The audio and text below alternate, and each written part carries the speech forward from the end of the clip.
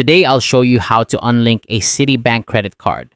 Whether you're looking to tidy up your account or simply remove a card you no longer use, I'm here to make the process as simple and straightforward as possible.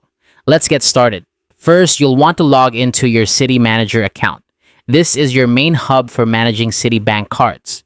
So go ahead and open up your preferred web browser, head to the Citi Manager login page and enter your credentials. Once you're logged in, you'll be directed to your account dashboard, which is where the magic happens.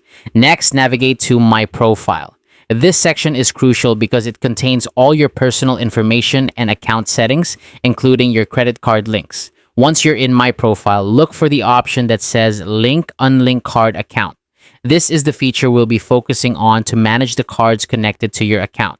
Now, you should see a list of all the cards currently linked to your account. Find the specific card you wish to remove. It's important to be careful here and ensure you're selecting the right card, especially if you have multiple cards linked.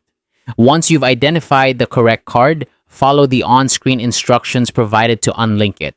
These prompts are designed to guide you through each step, ensuring you don't miss anything important.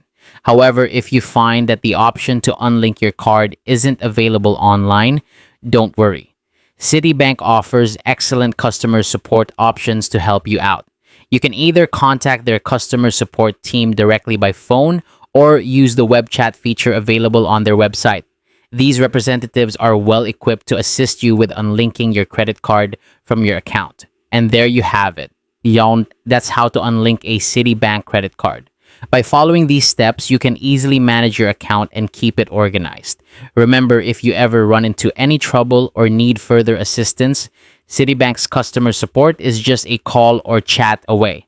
Thanks for watching, and I hope this guide has been helpful. If you found this tutorial useful, feel free to like, share, and subscribe for more helpful tips and guides.